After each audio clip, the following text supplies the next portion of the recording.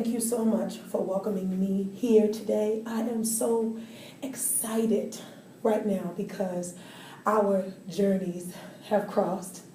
And I don't believe in coincidences. I believe that everything is in divine, perfect alignment and order. Anybody believe in divine order? Yes. The person sitting over to the right of you and to the left of you, they are not there by coincidence. They were sent here with all kind of good stuff for you. So look over at them and say, thank you for your good. Thank you for your good. Thank you for your good. Absolutely. Everybody has good in them. You know, I remember a time when it used to be so hard for me to see my good. I couldn't see it. And, you know, my mind takes me back to this pageant that my school was having. And one of the options for the pageant was that you could present a talent. Sing, twirl the baton, you could dance, you could do whatever you wanted to do. And I remember looking at the application and getting so scared. I was like, oh my God, please help me. I don't know what I'm gonna do. Because you have to have a talent and I don't have one. And so my cousin is sitting there and she's filling out her application and she looks over at me and she says, Tammy, you do have a talent. And I'm sitting there and I go, I do? And she's filling out her form. She says, yes, you sing, girl.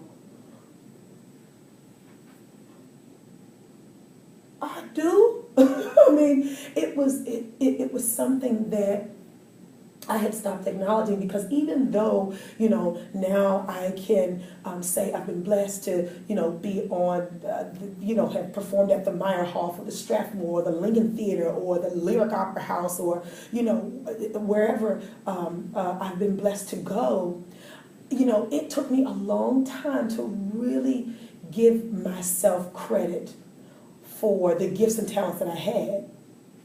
So I just remember, you know, a time in my life where I experienced something very traumatic as a little girl at my church, one of the most influential places in my life, and it just really set me back. It set my mind back. It set my belief system back, allowing someone else to speak something negative into my life and bring me down to my lowest of low, to where I forgot I even had this talent and this ability. So fast forwarding back to the pageant, you know, I told the lady, okay, I'm ready. I have a talent. She says that I can sing, okay? And she's my cousin and I believe her. And the lady smiled and, you know, listed that as my talent. And to make a very, very long story short, I did win the talent show. Y'all give me a hand, okay, even though it's a few years later. I did win. Thank you. Thank you so much for your kindness. And, but it taught me a very, very valuable lesson. See, people will speak things into your life that were meant to challenge your dream. They were meant to challenge your beliefs. They were meant to challenge what you say your talents are. Oh, you a singer, huh? We'll see. And life will set it up. Somebody will come in and say, you can't sing. And you have to be strong enough. You have to have that armor. You have to be courageous enough to be able to hear that, let it go in one ear and out the other. But that's not so easy, and I understand that, and I know that. And in my book, From Broken Pieces to a Whole Picture, I talk about how you negate negative talk, how you stop negative talk, both your own negative chatter, because how many know sometimes we can kind of talk ourselves out of things. But not only from that, but we get into talking,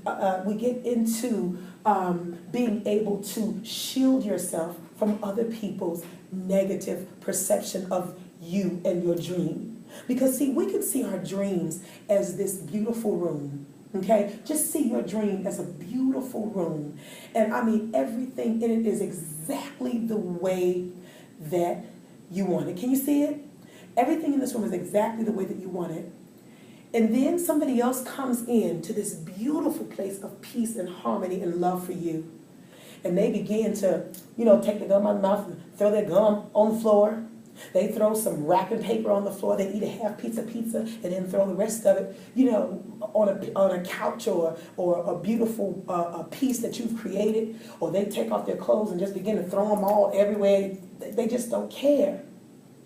Well, they don't have to take care of your dream. Guess who has to take care of your dream?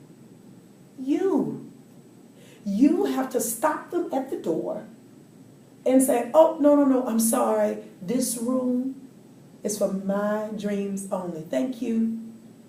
And on page 33, I outlined the 4 steps that you have to go through in order to develop that shield of courage, that shield of armor, to be able to stop somebody at your dream door so that they are not allowed to take away what is so very dear to you.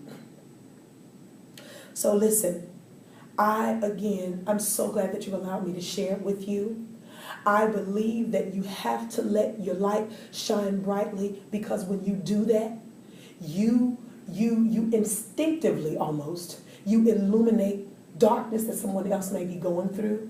And at the same time, you give them permission to shine as well. So it's kind of like our duty, yes, to allow people to shine. I'm going to be here another maybe 30 minutes or so. I want to share with as many of you as possible. Come back and see me. Let's sit down together. Let's develop a success strategy and a success plan for your life. That is my calling. I'm ready to do that. All right? And I will be here for you. Now, listen. I've shared with you my story. This is my story. Now I want to know, what's yours? Bless you.